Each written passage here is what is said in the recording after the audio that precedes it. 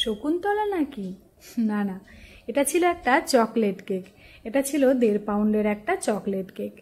প্রথমে কেকটিকে আমি 3টে লেয়ারে ভাগ করে নিয়েছি। এরপর কনডেন্সড মিল্ক জলে গুলে একটা লিকুইড মিল্ক তৈরি করে নিয়েছি।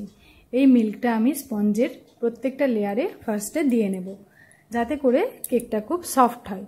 এরপর লেয়ারে দিয়ে দিয়েছি চকলেট গানাশ এবং তার উপরে আইসিং করার জন্য দিয়ে দিলাম চকলেট ক্রিম।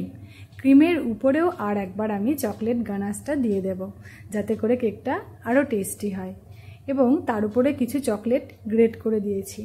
এই চকলেট গ্রেট করার জায়গায় আমি চকো চিপস অ্যাড করতে পারি, কিন্তু আমার কাছে গ্রেট করে দিলে এটা টেস্টটা অনেক বেটার লাগে।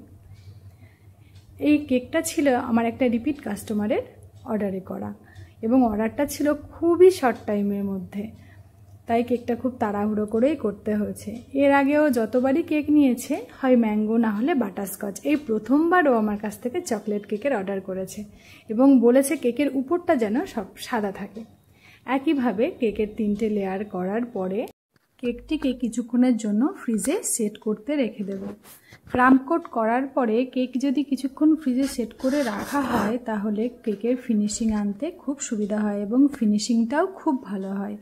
এরপরে সাদা ক্রিম দিয়ে আমি কেকটাকে ফিনিশিং দিয়ে নেব।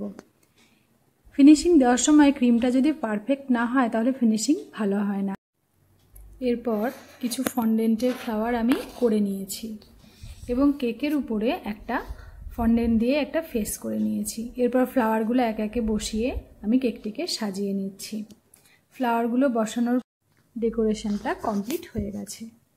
কেকটা কেমন দেখতে লাগছে জানিও। যদি ভিডিওটা ভালো লেগে থাকে তাহলে একটি লাইক এবং কমেন্ট করে দিও, আর চ্যানেলটি সাবস্ক্রাইব করে দিও।